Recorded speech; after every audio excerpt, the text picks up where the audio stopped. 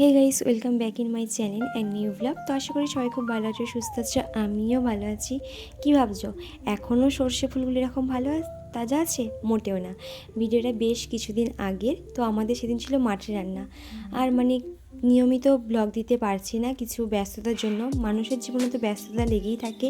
আমিও যেমন একটা ছোট্টখাটো মানুষ, আমার জীবনেও ছোট্টখাটো ব্যস্ততা আছে।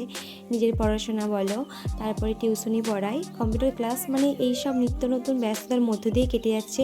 তো সেভাবে ভিডিও আপলোড করতে পারছি না। তো চেষ্টা করব এবার থেকে নিয়মিত ব্লগ দেওয়ার। তো তোমরা আমাকে যেভাবে সাপোর্ট করতে আশা করব সেরকম আবার সাপোর্ট ও ভালোবাসা দেবে। তো আজকে বাড়িতে ছিল মাঠের রান্না। তো এইদিকে মাঠের রান্না তোমরা জানো, আমি আগেও ভিডিও আপলোড করেছিলাম। সেরকমই আজকে ঘরে রান্না হয় না, মাঠের মধ্যে রান্না করতে হয়। আগে সবাই মাঠের মধ্যে রান্না করতাম এক কাছে, কিন্তু এখন যত দিন যাচ্ছে মানুষ একান্নবর্তী পরিবার থেকে ছোট ছোট অংশে ভেঙে যাচ্ছে। ঠিক এভাবেও অনুষ্ঠানগুলো যেন ভাগ হয়ে যাচ্ছে। আগে মাঠের রান্নাটা একটা মাঠের মধ্যে সমস্ত গ্রামের লোক মিলে মিশে করা হতো, কিন্তু এখন কী করছে বলো তো, বাড়ির সামনে জায়গাতে ছোট্ট করে একটু করে ফেলছে নিজেদের মতো করে। তো হ্যাঁ, আনন্দটা হয়তো অবশ্য হয়, কিন্তু আগের মতো নেই।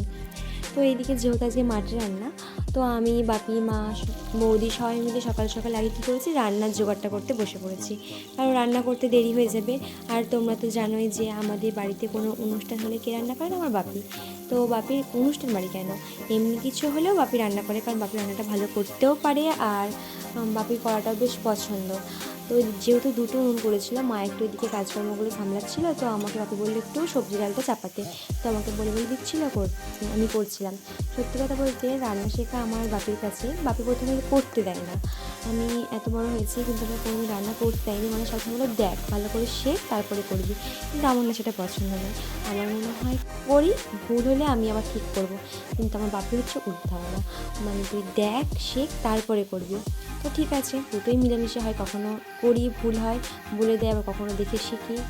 তো এখানে বাপি শাক করছে আর আমি করছিলাম সবজি ডালটা। তো এখানে বাপি পরিমাণ মতো মশলা দিয়ে দিচ্ছিল। তারপরে বেগুন ভাজা। আর আমি ইদানিং ভাজাটা করতে খুব ভালো পারছি।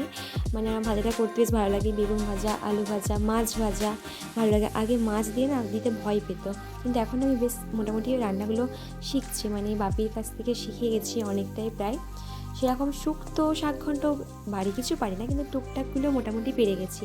আর এই মাঠে রান্না আগে অনেক মামাবাড়ি, মাসির বাড়ি থেকে সবাই আসতো। কিন্তু সামনেই আছে মাধ্যমিক পরীক্ষা, মাধ্যমিক উচ্চ মাধ্যমিক পরীক্ষা। যেহেতু এটা মাধ্যমিক উচ্চ মাধ্যমিক পরীক্ষার আগের ভিডিও, অনেক দিনই হয়ে গেলে আমি আপলোড করতে পারিনি। তো যেহেতু পরীক্ষা আছে, আমাদের মাঠে রান্নাটা হয় মাঘ মাসের শেষ করে, কিন্তু পরীক্ষা থাকার জন্য খুব সকাল করে মাসের প্রথমেই হয়ে যাচ্ছে। তো মানুষের কর্মব্যস্ততা লেগেই থাকে। তো আমাদের সেভাবে কেউ আসেনি আত্মীয় স্বজনরা। তো বাড়িতে ঘরোয়াভাবেই হচ্ছে, ঘরোয়াভাবে হলেও কিন্তু মাঠের মধ্যে হচ্ছে। তো রান্না কমপ্লিট। এদিকে আমার সব কিছু, এদিকে সবজি ডাল হয়েছে, সবজি ডাল, শাক ঘন্ট, চাটনি, এমনি সমস্ত রকম ভাজা, 4-5 রকমের ভাজা হয়েছে, কপির তরকারি। আর এই যেগুলো মাছটা ভেজে রেখেছে, এখনও মাছের ঝাল হয়নি। তো এই ছিল আজকের মেনু আমাদের।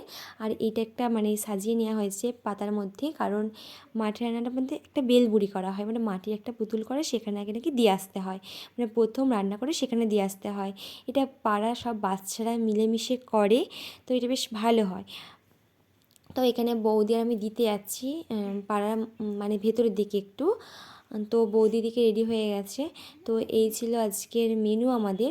তো চলো তোমরাও ভিডিওটা কন্টিনিউ করতে থাকো। আর একটা কথা বলে কি, যারা আমার চ্যানেলটা এখনও সাবস্ক্রাইব করোনি, অবশ্যই সাবস্ক্রাইব করে দিও, তো আরও এরকম নতুন নতুন ভিডিও পাওয়ার জন্য। আর ভিডিওটা কেমন লাগছে অবশ্যই কমেন্ট করে জানিও। তো রাস্তার মাঝে দেখো ইচ্ছে পল্লবী, আর অনুষ্ঠান বাচ্চাদের একটা আনন্দ।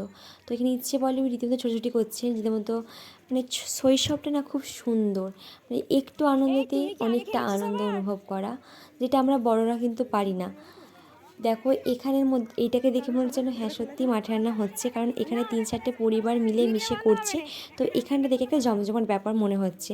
আর আমাদের বাড়িতে করছে, তো একটু কেউ আত্মীয় স্বজন আসেও না সেভাবে, একদম একদম শুনশান পরিবেশ। কিন্তু এখানটা দেখে মনে হচ্ছে হ্যাঁ সত্যি পাড়ার মধ্যে মাঠে রান্না হচ্ছে।